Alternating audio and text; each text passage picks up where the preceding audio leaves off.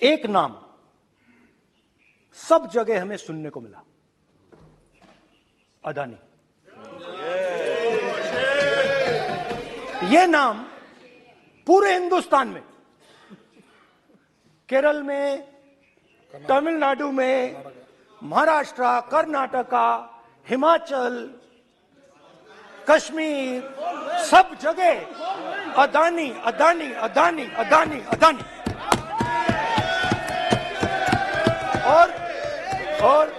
और ये नाम नहीं, और इस नाम के बारे में जब लोग बोलते थे मुझसे तो 2-3 सवाल पूछते थे। ये पूछते थे कि ये जो अदानी जी हैं, ये किसी भी बिजनेस में घुस जाता है, ये सफलता प्राप्त कर जाता है, ये कभी फेल नहीं होता।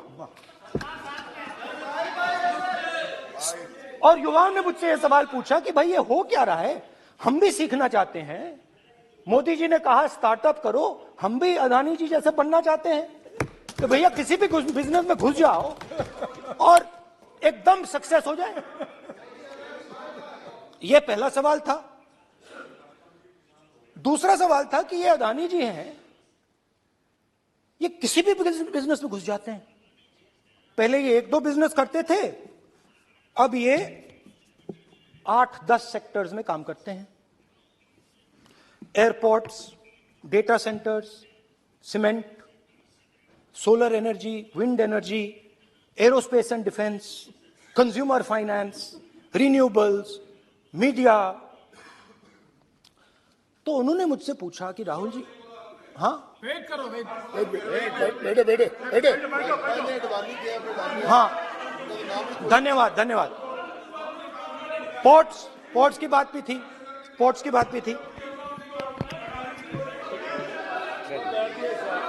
ये भी सवाल पूछा, कि भैया एक बात बताइए, राहुल जी बताइए हमें कि अदानी जी का जो नेटवर्थ है वो 3 साल के अंदर, नहीं सॉरी 2014 से लेकर 2022 तक ये $8 बिलियन से $140 बिलियन कैसे हो गया? कैसे हुआ? मोदी है तो मुमकिन। ये 2014 में अगर आप दुनिया की, मुस्कुरा रहे हैं आप, बीजेपी में है ना आप, तो ये लिस्ट आती है, एक लिस्ट आती है दुनिया के सबसे अमीर लोगों की। इस पे ये 609 नंबर पे थे 14 में। 609 पीछे बिल्कुल। पता नहीं जादू हुआ, दूसरे नंबर पे पहुंच गए। मोदी है तो मुमकिन है।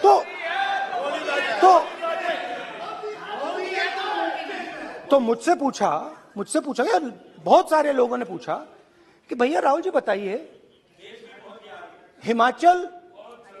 हिमाचल में सेब की बात होती है, अदानी जी। कश्मीर में सेब की बात होती है, अदानी जी। पोर्ट्स की बात होती है, अदानी जी। एयरपोर्ट्स की बात होती है, अदानी जी। इंफ्रास्ट्रक्चर, अच्छा हम सड़क पे चल रहे हैं, मैं पूछूं किसने बनाई, अदानी जी। तो लोगों ने यह भी पूछा कि राहुल जी ये जो अदानी जी जो हैं, इनकी सफलता कैसे हुई, ये इतने बिजनेसेस में कैसे घुस गए, इतनी सफलता कैसे प्राप्त हुई, और सबसे जरूरी सवाल, इनका हिंदुस्तान के प्रधानमंत्री के साथ क्या रिश्ता है और कैसा रिश्ता है? देश जानना चाहता है, तो देश जानना चाहता है। ये देखिए रिश्ता, ये देख लीजिए। प्लीज पोस्टर माननीय सदस्य, पब्लिक में सर, माननीय सदस्य पोस्टर नहीं, प्लीज पोस्टर नहीं है सर। देखिए आप बैठिए, 1 मिनट बैठिए। आप पोस्टरबाजी करेंगे तो इधर कहेंगे राजस्थान के मुख्यमंत्री का पोस्टर चिपकाएंगे। पोस्टरबाजी के लिए सदन नहीं है। आप बात करें, पोस्टरबाजी नहीं। स्पीकर सर, आप वरिष्ठ सदस्य हैं, स्पीकर सर, तो पोस्टरबाजी उचित नहीं है। स्पीकर सर, पोस्टरबाजी उचित नहीं है, प्लीज।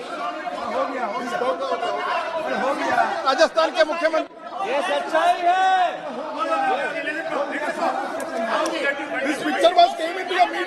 चलिए, पोस्टर नहीं, प्लीज। वो लिख के दे दो मुझे। हाँ, आइए। Just write it neatly. तो नहीं स्पीकर सर, वो फोटो है सर, वो पोस्टर नहीं है। आप वरिष्ठ सदस्य हैं, प्राइम मिनिस्टर की पोस्टर और फोटो है फोटो सर, उसमें नियम में बहुत नहीं है, उनका अच्छा सदन चेहरा ने दिख नियम रहा बनाया है। है। उनके वहां पे उनके पीछे अदानी का लोगो है, अदानी जी के हवाई जहाज में घुस रहे हैं। तो मैंने सोचा कि आज के प्रेसिडेंट्स एड्रेस में मैं थोड़ा जो नरेंद्र मोदी जी का और अदानी जी का रिश्ता है उसके बारे में आपको थोड़ा बता देता हूं। प्लीज प्लीज बताइए बताइए। तो वो आप बता देना।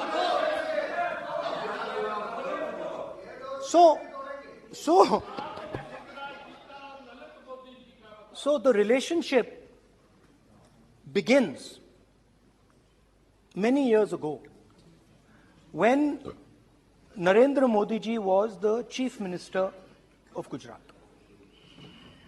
And when most of India's business was asking questions of the Prime Minister, was against the Prime Minister, one man stood shoulder to shoulder with the Prime Minister. He didn't back down. That's commendable. It's not a joke.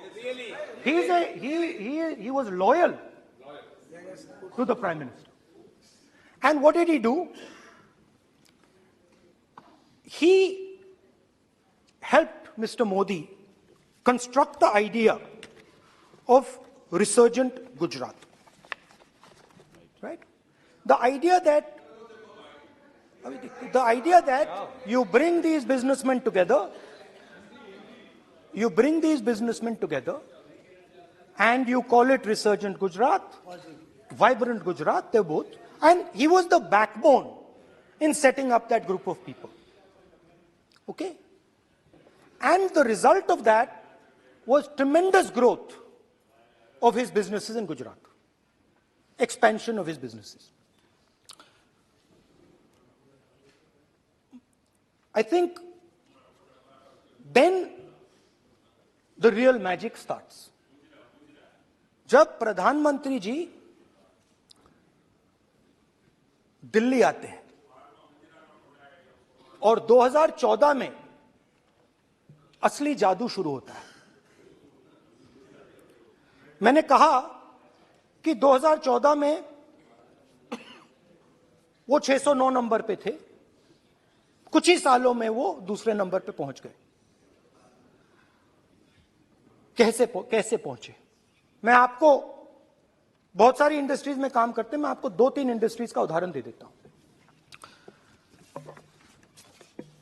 Airport industry की बात, airports की बात करते हैं।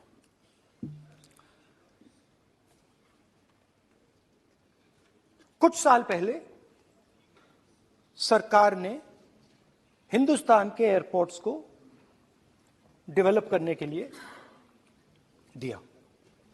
नियम था, there was a rule that anybody who does not have prior experience in airports cannot be involved in development of these airports.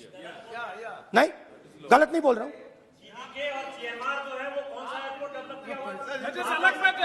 आप बैठ जाइए।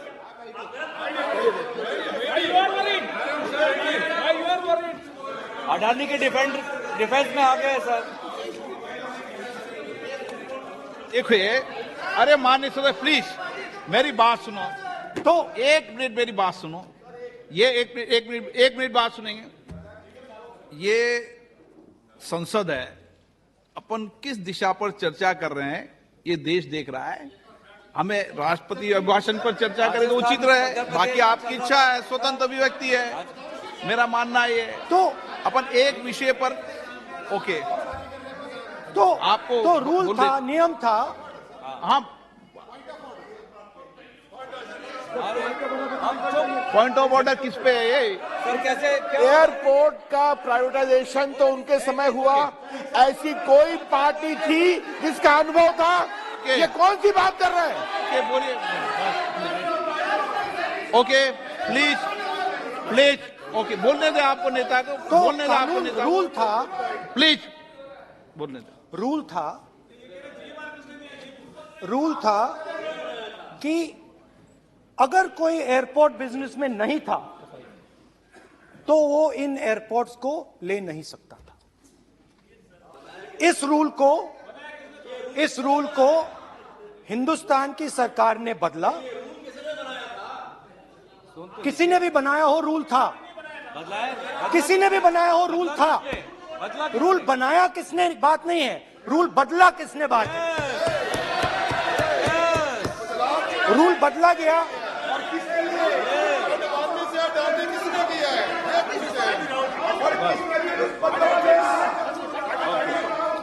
रूल बदला गया।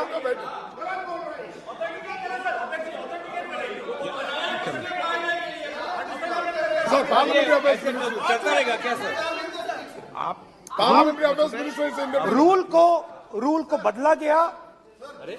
सर बोलने दीजिए। करना चाहिए सर, ऑथेंटिकेट करना चाहिए। चलिए चलिए आप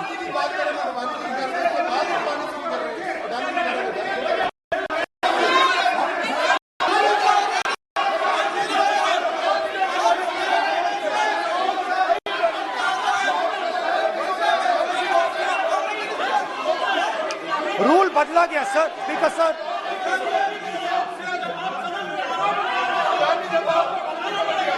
बैठे बैठे।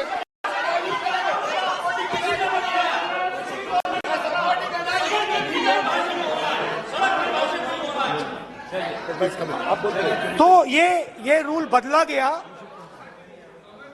उस समय मीडिया में इसके बारे में चर्चा हुई थी। रूल बदला गया और अदानी जी को 6 एयरपोर्ट्स दिए गए। उसके बाद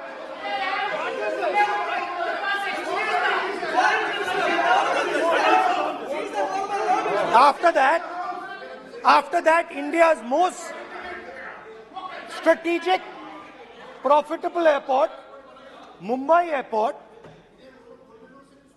was taken away by GVK, hijacked by using the agencies.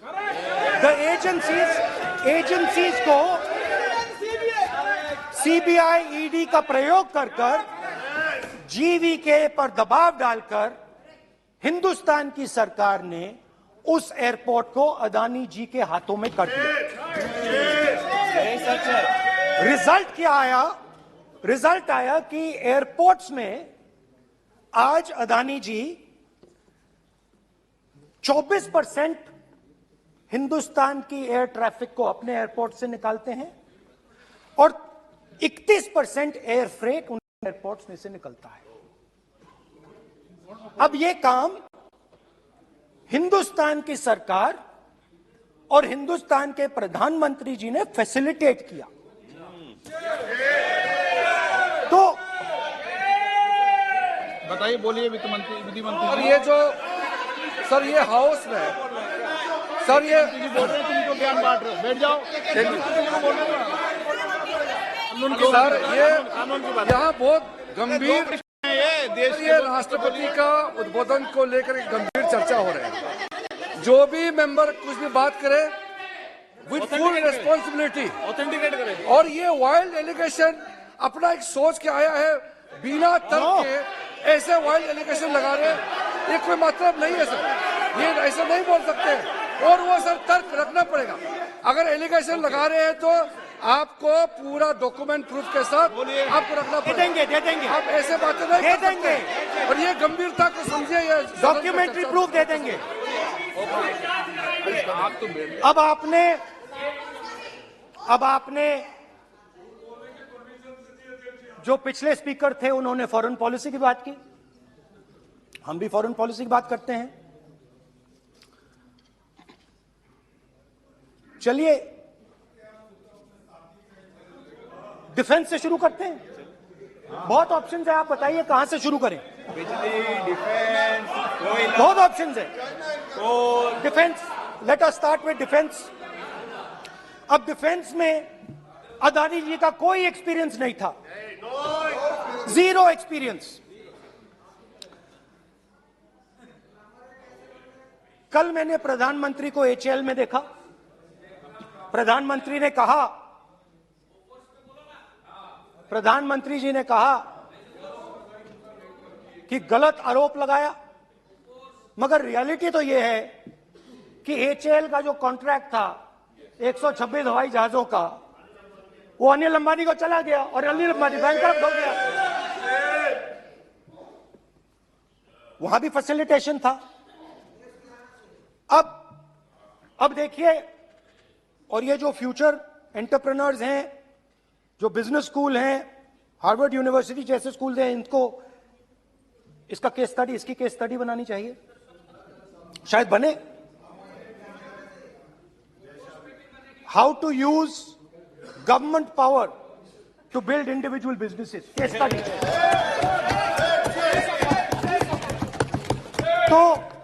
तो अब देखिए, अदानी जी की डिफेंस में इंटरेस्ट देखिए।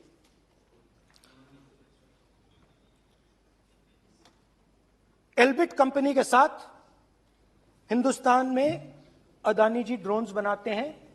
ड्रोन्स को हिंदुस्तान की एयरफोर्स, आर्मी, नेवी के लिए रिफिट करते हैं। अदानी जी ने यह काम कभी नहीं किया है पहले। एचएएल ये काम करती है।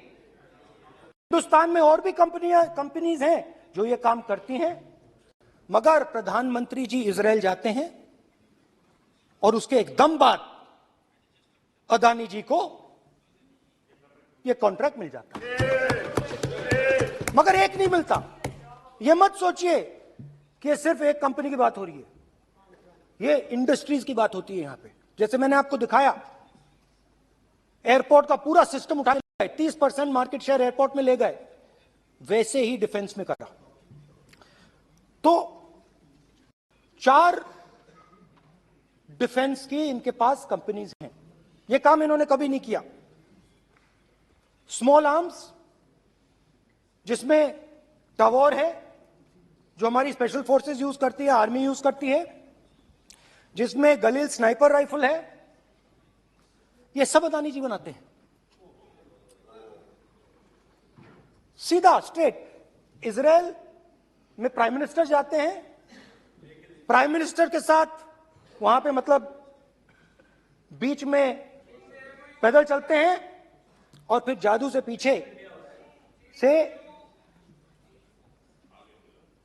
इंडिया का फर्स्ट कॉम्प्रिहेंसिव एमआरओ मिल जाता है मेंटेनेंस के लिए, जहाजों के मेंटेनेंस के लिए। स्मॉल आर्म्स का बिजनेस मिल जाता है, इजरायली जो ड्रोन्स हैं उसका बिजनेस मिल जाता है। मतलब जो हिंदुस्तान और इजराइल का डिफेंस का रिश्ता है वो पूरा पूरा अदानी जी के हाथ में चला जाता है, खत्म कहानी। हाँ, उसमें पेगासस भी है, तो पता नहीं वहां से क्या मतलब पेगासस कैसे आया, क्या हुआ, किसने दिया। अच्छा, एक और बड़ी इंटरेस्टिंग चीज है, एक कंपनी है अल्फा डिफेंस, जो डिफेंस इलेक्ट्रॉनिक्स का काम करती है, एवियोनिक्स का काम करती है और बहुत स्ट्रेटेजिक कंपनी है। वो भी अदानी जी के हवाले कर दी गई, अदानी जी ने एक्वायर कर लिया। तो आपने देखा कि एयरपोर्ट्स का बिजनेस 30% मार्केट शेयर, हिंदुस्तान और इजराइल का जो वेपन्स का बिजनेस है 90% उठा के ले गए। एक विजिट, ये है फॉरेन पॉलिसी। चलिए, अब मैंने आपको इजराइल की बात बताई, ऑस्ट्रेलिया चलते हैं। कोयला, ऑस्ट्रेलिया चलिए। ऑस्ट्रेलिया में अदानी जी जाके, ये क्यों? आप तो डिबेट करना चाहते थे, आप ही तो डिबेट करना चाहते थे। आपने बोला था कोई भी विषय पे डिबेट हो, तो हो गया अब डिबेट। अब क्यों डर रहे हो डिबेट से? अब क्यों डर रहे हो डिबेट से? क्यों डर रहे हो? जब हमने जेपीसी की मांग की, आपने बोला सदन में उठाओ। अब क्यों डर रहे हो? अब क्यों डर रहे हो? अब क्यों डर रहे हो? आप चर्चा से क्यों डर रहे हो? चर्चा बैठो बैठो आजा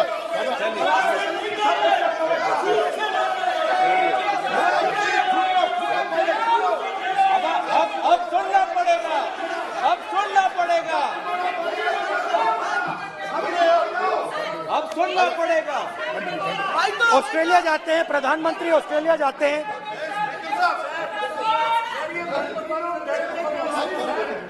प्रधानमंत्री ऑस्ट्रेलिया जाते हैं। इज गॉट यील्डिंग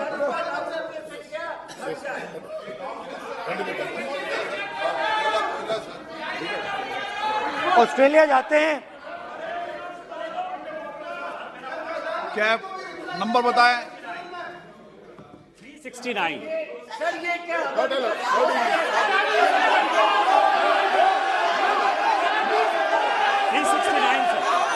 ये कहता है सर, एक पेपर और document to be laid on the table shall be duly authenticated by the member presenting. देखिए पूरा सरकार इन्होंने सर, मैं इनको चैलेंज करता हूं कि जीएमआर और जीबीके उसको कब एयरपोर्ट का जो है संचालन का अधिकार था और कौन सा रूल है वो कोट करे सर। किस रोल के आधार पर ये इनको मैं चैलेंज करता हूं, पूरी कांग्रेस पार्टी को चैलेंज करता हूं कि जीएमआर और जीबीके को कौन सा एयरपोर्ट चलाने का लाइसेंस जब दिया तो उनको उसका नॉलेज था। मैं चैलेंज करता हूं पूरी कांग्रेस पार्टी को।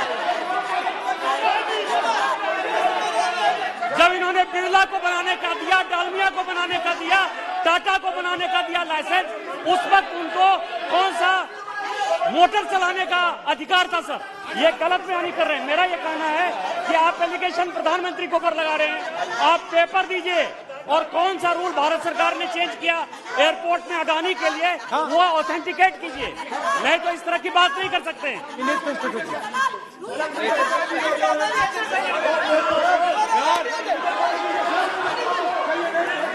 करना पड़ेगा, ऑथेंटिकेट करना पड़ेगा। राहुल गांधी जी आपको ऑथेंटिकेट करना पड़ेगा। आप ऐसा नहीं बोल सकते हवा में, आप हवा में बोल रहे हो और प्रधानमंत्री जी पे आरोप लगा रहे हो। आपको ऑथेंटिकेट करना ही पड़ेगा।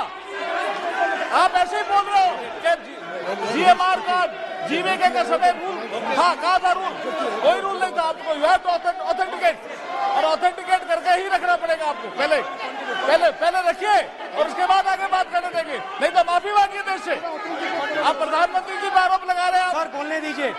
अनाप शनाप आरोप लगा रहे हैं, बिना किसी डॉक्यूमेंट के आरोप लगा रहे हैं प्रधानमंत्री जी पे। रूल 353 सर, रूल 353 किया है sir, no allegation of defamatory और incriminatory nature shall be made unless you have given notice. छोड़िए, वो तो प्रधानमंत्री के खिलाफ एलिगेशन लगा रहे हैं बिना नोटिस दिए, बिना कोई डॉक्यूमेंट दिए।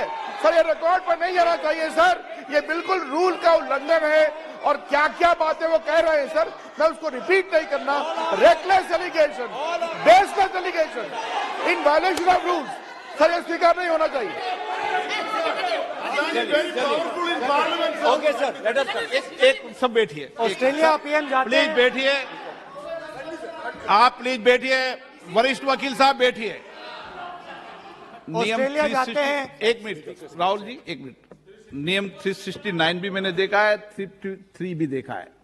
मेरा आग्रह है, सदन भारत की संसद है, हम एक ही विषय पर सारी राष्ट्रपति की चर्चा लगाए, ये उचित है क्या? फिर आपको बोलना बोले नहीं स्पीकर नो, साहब। गलत तरीका है राहुल गांधी जी, आप बोल नहीं, गलत तरीका है। क्या देश को संदेश देना चाहते हैं आप? क्या संदेश देना चाहते हैं देश को? चलिए राहुल गांधी जी। ऑस्ट्रेलिया में प्रधानमंत्री जाते हैं। आप बोलिए सर, स्पीकर सर, प्रधानमंत्री जी ऑस्ट्रेलिया जाते हैं और जादू से State Bank of India $1 billion loan Adani ji को ऑफर कर दिया। सर इसका भी डॉक्यूमेंट जरूरी है क्या, बताओ? मोदी जी, आपका सरकार की बात है। कदीर प्लीज। उसके बाद मैं उदाहरण दे रहा हूं, पूरी दुनिया में मोदी जी जाते हैं, घूमते हैं, तो मैं बता देता हूं क्या होता है वहां पे। बांग्लादेश में गए, हाँ हाँ, काम पे ही जा रहे हैं, वही तो बोल रहा हूं, काम पे जा रहे हैं, बांग्लादेश जाते हैं। मोदी जी की पहली ट्रिप होती है बांग्लादेश में, वहां पे बांग्लादेश को इलेक्ट्रिसिटी बेचने का डिसीजन लिया जाता है। कुछ ही दिन बाद बांग्लादेश पावर डेवलपमेंट बोर्ड 25 साल का कॉन्ट्रैक्ट अदानी जी के साथ साइन कर देता है। 1500 मेगावाट इलेक्ट्रिसिटी का कॉन्ट्रैक्ट अदानी जी। चलिए वहां से श्रीलंका चलते हैं।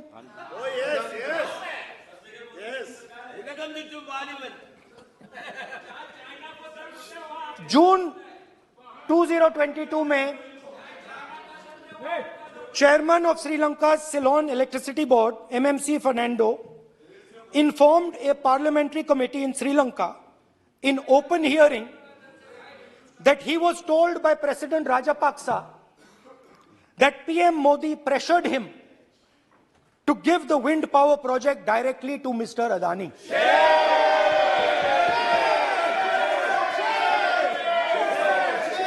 मतलब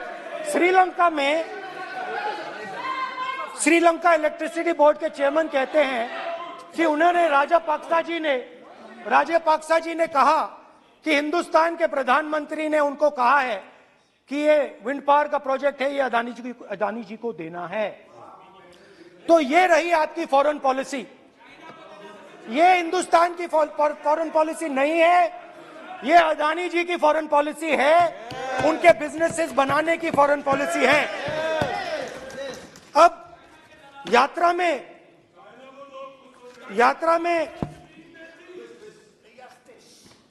में मुझसे 2-3 और सवाल पूछे गए। यात्रा में लोगों ने मुझसे पूछा, राहुल जी ये जो LIC कंपनी है इसका पैसा अदानी जी की मदद करने के लिए क्यों डाला जा रहा है? उन्होंने यह भी पूछा कि अदानी जी के जो शेयर्स हैं बड़े वोलेटाइल हैं, उसमें LIC का पैसा क्यों डाला जा रहा है? तो मेरा कहना है कि एक सेकंड, मेरा कहना है कि अदानी जी की मदद प्रधानमंत्री जी और हिंदुस्तान की सरकार कैसे करती है? हजारों करोड़ रुपए हिंदुस्तान के public sector banks Adani ji को मिलता है। 27,000 करोड़ रुपए SBI, PNB 7,000 crore, bank of Baroda 5,500 crore, ये मैं लिस्ट चलती जाएगी। LIC का एक्सपोजर 36,000 करोड़ रुपए, 3 crore SBI and other PSU bank holders. Money is going to Mr. Adani and to finance.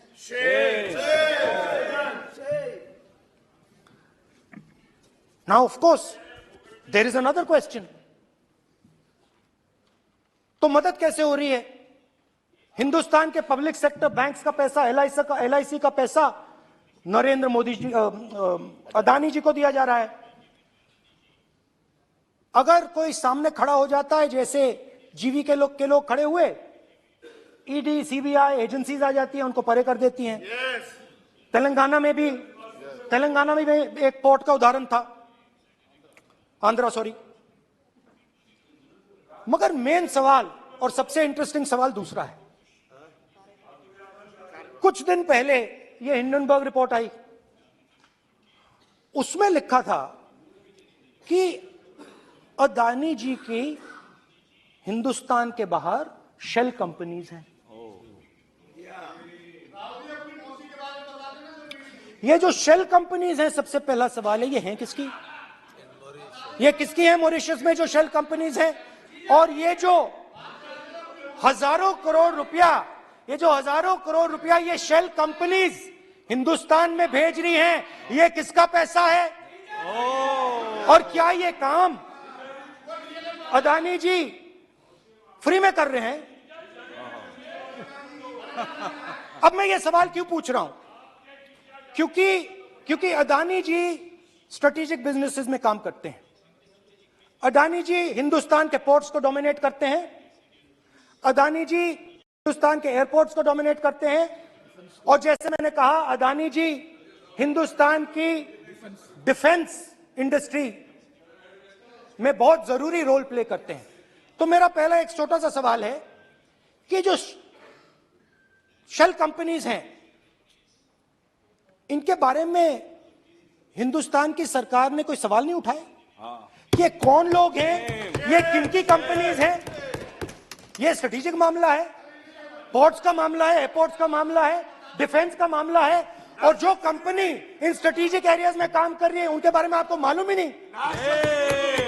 ये नेशनल सिक्योरिटी का मुद्दा है, आपको मालूम ही नहीं कि ये शेल कंपनीज किसकी हैं, कितना पैसा आ रहा है, किसका पैसा आ रहा है। तो एक बहुत बड़ा सवाल है, ये पैसा किसका है? ये शेल कंपनीज किसकी हैं? और ये हिंदुस्तान की सरकार की जिम्मेदारी है ये पता लगाना ये किसकी शेल कंपनीज हैं और ये किसका पैसा अंदर आ रहा है। JPC, we want JPC, we want JPC.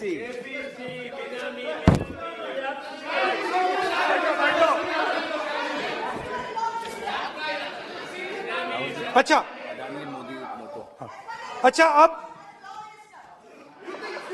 अब चलिए छोटा सा बजट के बारे में बता देता हूं। 2022 में अदानी जी अनाउंस करते हैं कि वो $50 बिलियन इन्वेस्ट करेंगे to build the world's largest green hydrogen ecosystem. और इस बजट में बीजेपी की सरकार निर्मला सीतारमण जी कहती हैं हम ग्रीन हाइड्रोजन के लिए बहुत ह्यूज इंसेंटिव्स देंगे। 19,700 करोड़ रुपए हम ग्रीन हाइड्रोजन के लिए देंगे, मतलब अदानी जी को देंगे। जुगलबंदी अदानी बजट में अदानी जी के लिए 50 नए airport, coastal shipping, horticulture, grain storage, ये सब काम आप कर रहे हैं। तो मेरे सिर्फ कल प्रधानमंत्री जी आज कल भाषण देंगे, मेरे उनसे 2-3 छोटे से सवाल हैं। मेरा प्रधानमंत्री जी से 2-3 सवाल हैं।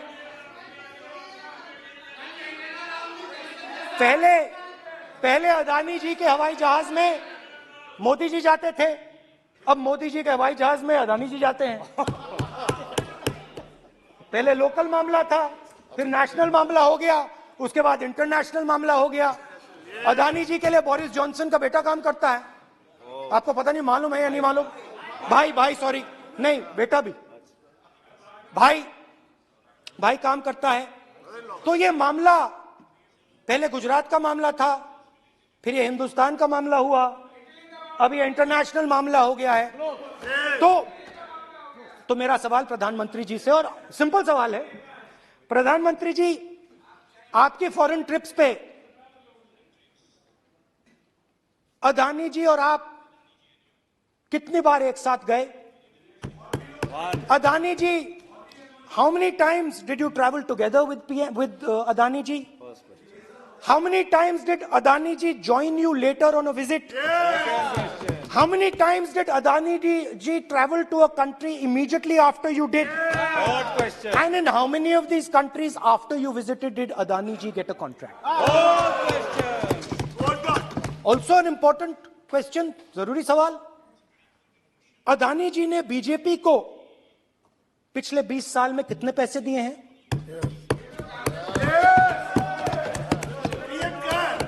इलेक्टोरल बॉन्ड्स में कितना पैसा दिया है?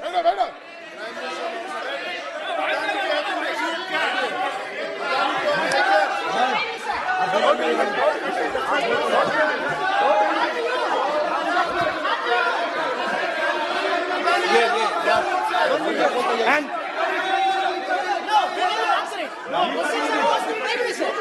questions are posed to Prime Minister, please. Sir, खत्म करने दीजिए सर। कंक्लूडिंग कंक्लूडिंग कंक्लूडिंग और बहुत बहुत सुंदर तरीके से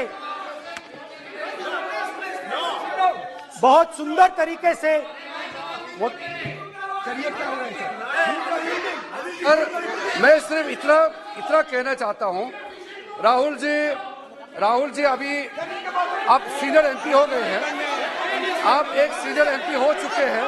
हम लोग एक्सपेक्ट करते हैं कि इस सदन का सदस्य होने के नाते जो भी बातें आप करेंगे गंभीरता से आप बात करेंगे। बाहर आप जो भी भाषण देते हैं हम लोग उसको रोक नहीं सकते हैं। इस सदन के अंदर में जो भी बात कही जाती है पूरा गंभीरता के साथ, प्रमाण के साथ कहे जाना चाहिए, ये परंपरा है। और राहुल जी ने कहा कि प्रधानमंत्री विदेश घूमने जाते हैं, तो मैंने आज वो जो युवाओं ने मुझसे सवाल पूछा था कि अदानी जी की इतनी बिजनेस एक्यूमेंट कहां से आई, इतने अलग अलग सेक्टर्स में अदानी जी ने कैसे सक्सेस प्राप्त की, अदानी जी के बारे में पूरी दुनिया को स्टडी करनी चाहिए, हार्वर्ड यूनिवर्सिटी को स्टडी करनी चाहिए कि पॉलिटिक्स के बीच में और बिजनेस के बीच में कैसा रिश्ता होता है। India is a case study and prime minister Narendra Modi should be given a gold medal in this. Now बहुत अच्छी तरह बीजेपी के जो पिछले स्पीकर थे उन्होंने मेरे भाषण को इंकैप्सुलेट किया मेरे लिए बहुत अच्छी तरह। आपने जो मैं सोच रहा था आपने उससे और भी अच्छी तरीके से बोल दिया। Coming together is a beginning, keeping together is progress, working together is success. Adani ji and Narendra Modi ji, thank you.